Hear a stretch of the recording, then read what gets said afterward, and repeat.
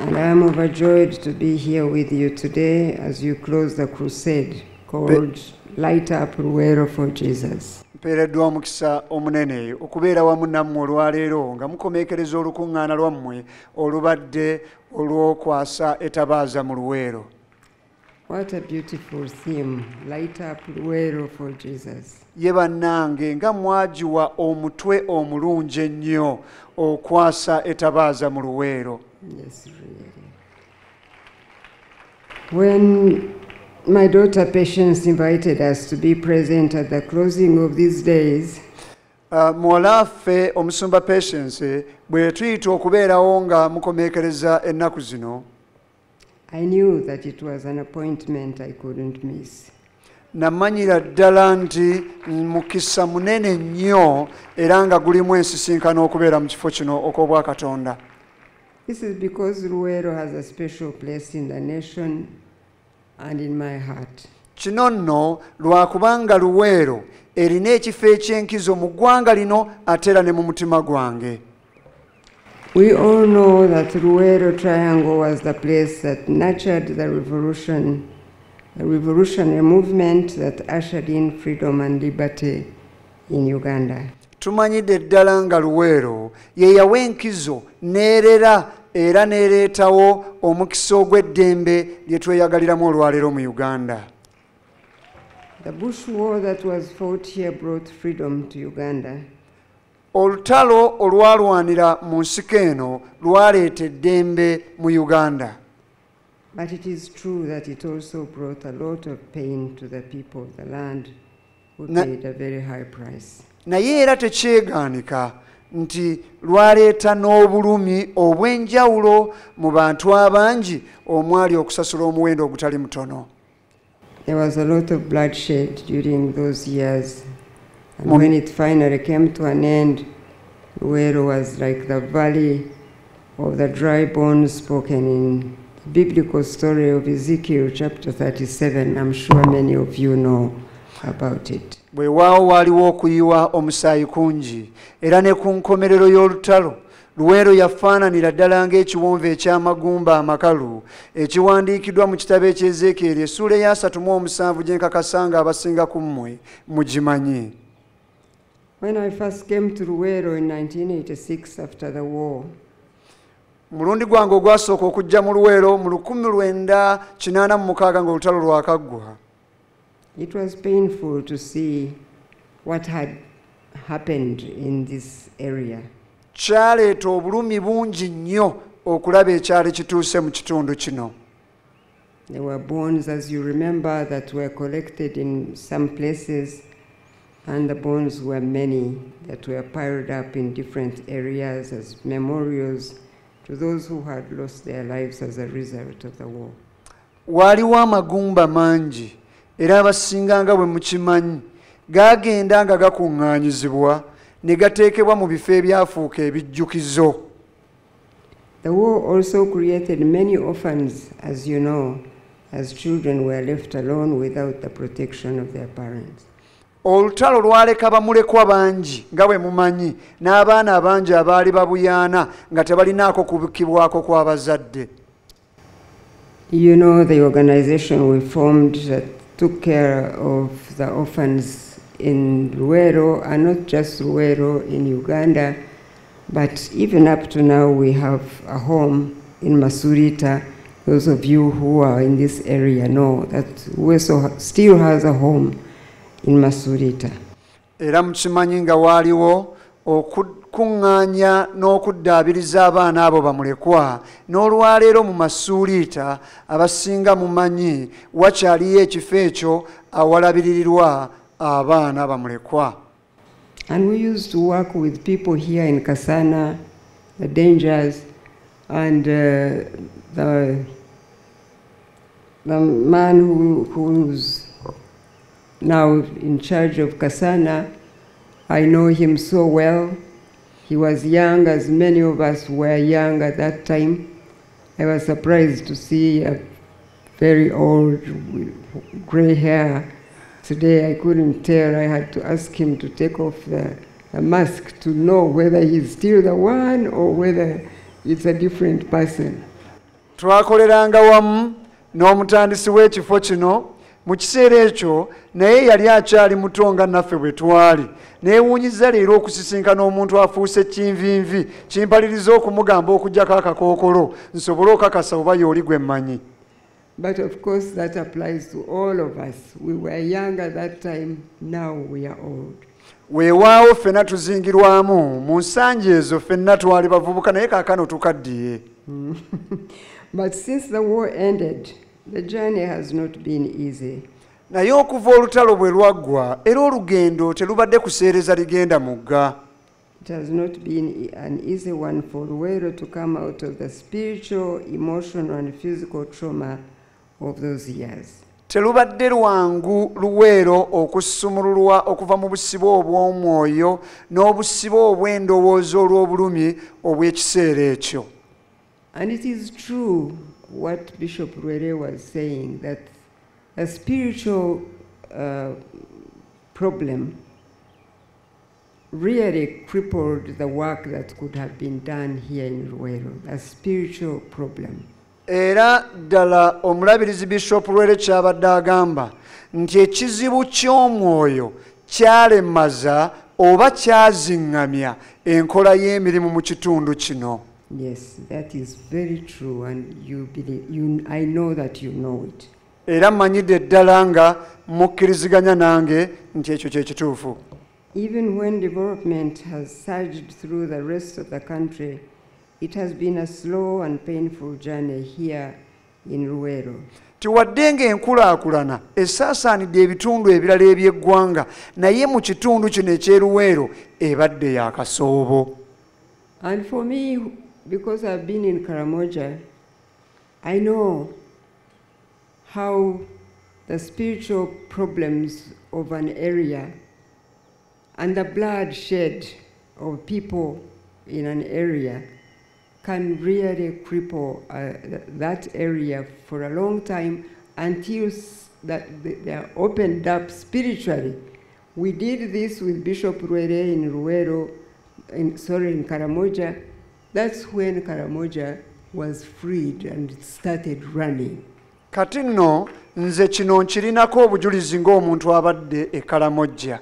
Mazima ddala abantu bwe babanga babadde basibiddwa mu nsi ey'omwoyo n'olw'okuyiwa omusaayi okuvaayo n'okulaakulana biba bya kasoobo. Kino nkijulira ne Bishop Luwero twaliyo kyatutwalira akabanga okusobola okulaba nga abantu basumulula obulamu bwabwe obw'omwoyo oluvannyuma n'enkulaakulana n'erooka eraba omwagaanya gwayo.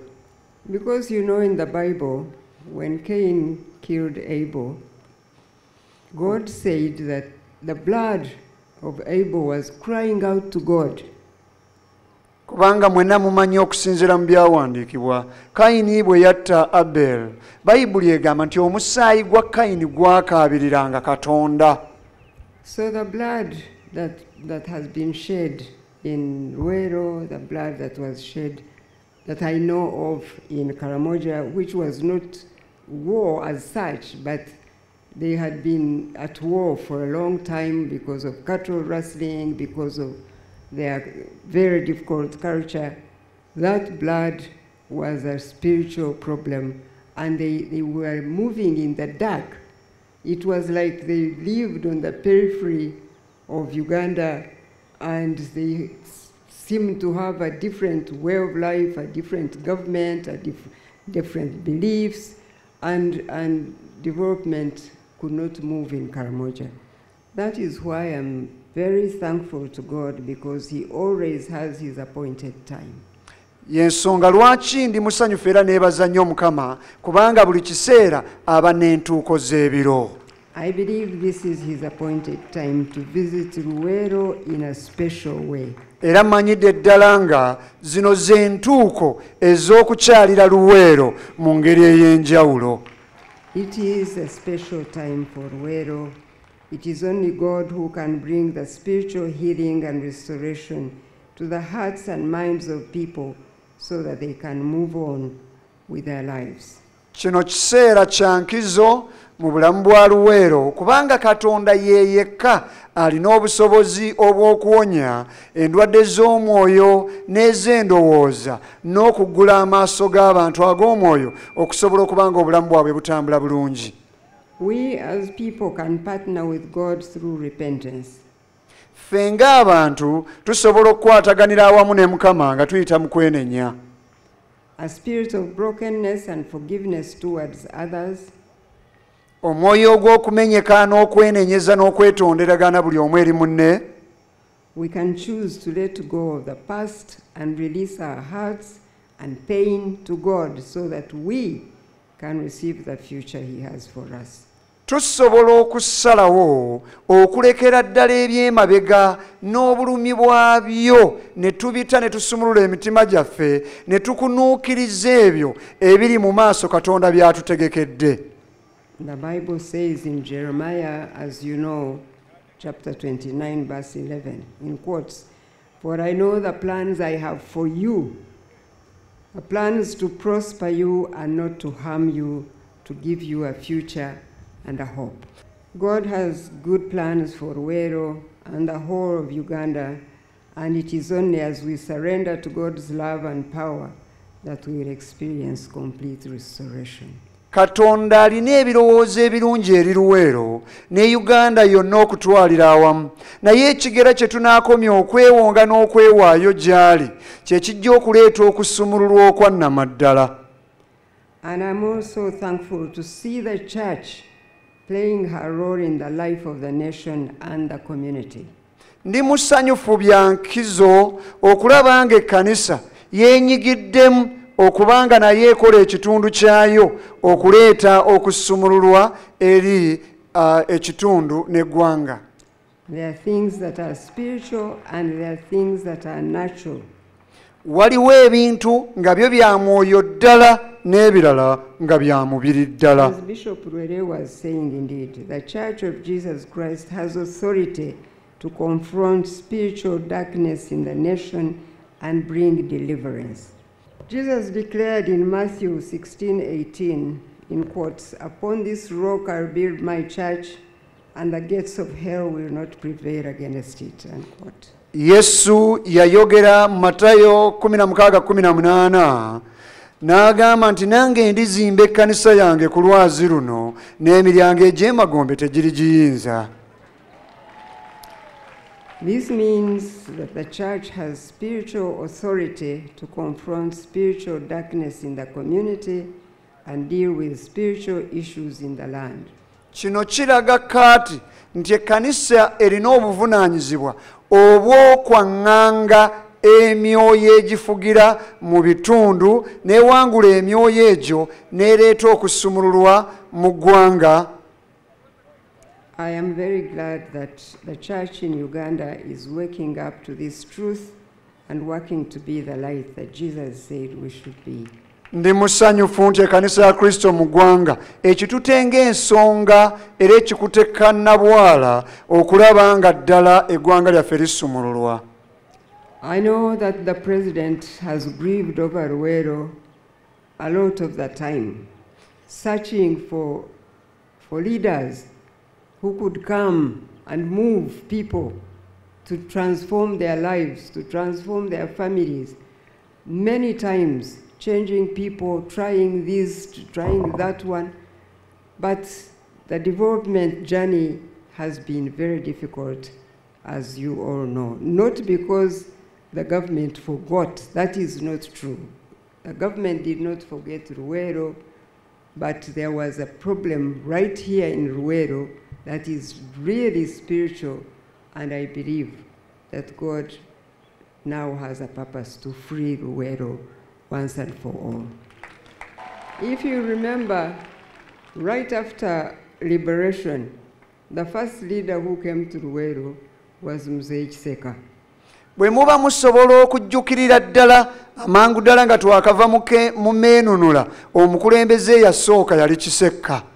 Mzee Kiseka was a prime minister, he was an elder, he was believed do something really transformational in Luwero. Mu bukulembeze bwe yali Ssaabaminisita, yali muntu mukulu, nga tulowooza nti mu kiseera ekyo yalina enkizo n'obusobozi obusobola okukola ekintu eky'omuzinzi mu Luwero.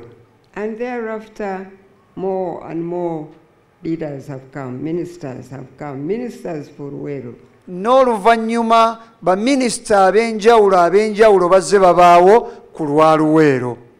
But the going has been hard. Naye olugendo lubadde lukalubo.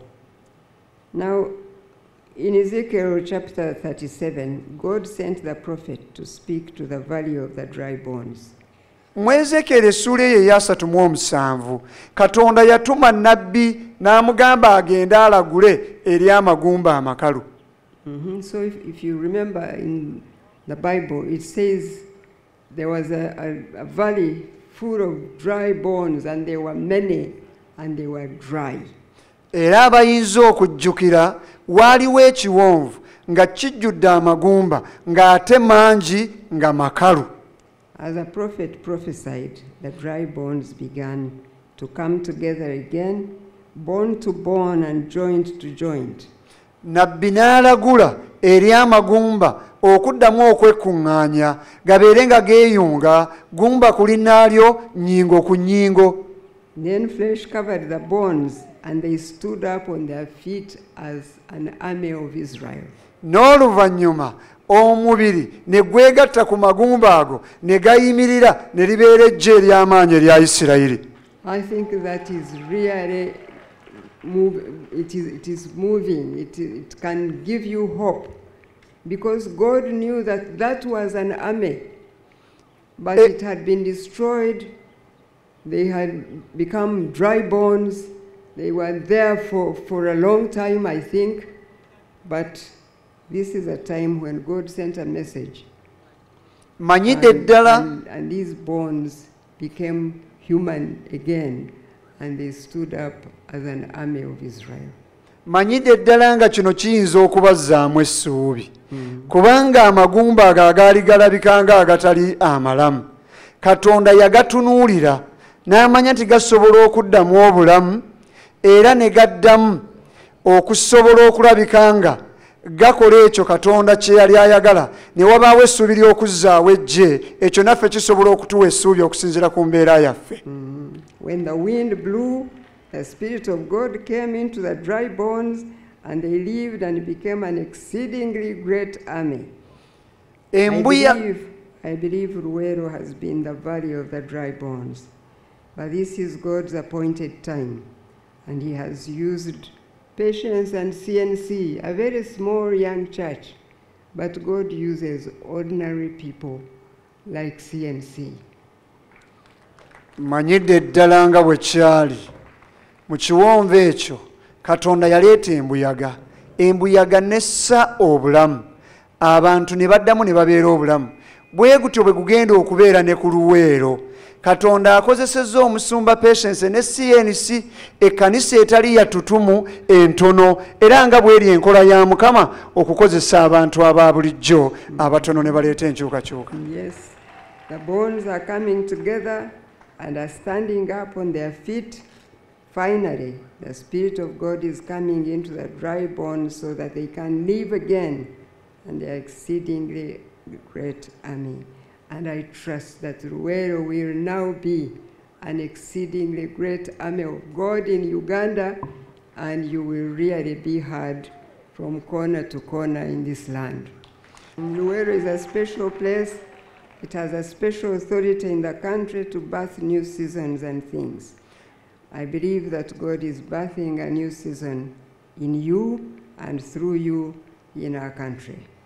Manyidde ddala nga Luwero erina ekifo eky'enkizo mu byafaayo by'eggwanga eno okuzaala obulamu n'ebiseera ebipya. Na bwe kityo gwali wano nange n'omulala Katonda agenda kutukozesa okuzaala n'okutwala obulamu obupya olw'omwoyo we gwassizza ku bulamu bwaffe.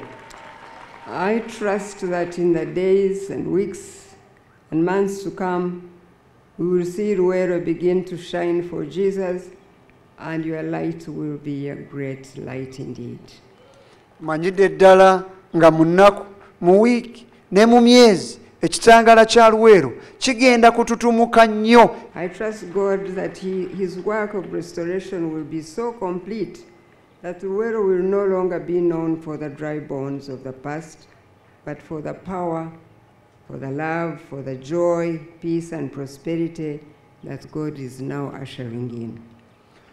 Manyidde ddala nga omulimu gwa Katonda ogw'okuzzaawo n'okusumulula Luwero genda mu maaso, era Luwero tegenda kuddamu kumanyibwa nga kiwonvu ky'amagumba, naye egenda kumanyibwa ng'ekitundu ekijjudde okwagala, ekijjudde obulamu, ekijjudde okwaka, era ekigenda maaso ku lw'ekitiibwa kya Mukama. Finally, I encourage you, my brothers and sisters, because God has visited you in a special way, make a quality decision to never go back to the darkness of the past. Make a complete break with the works of darkness such as witchcraft, sorcery, and idolatry. Give your homes, your families, and lands to God, and He'll make them fruitful. You must have that faith in your hearts. You must really stand up with confidence, because the God we are talking about here is a living God, and He has never changed. He did that with the children of Israel.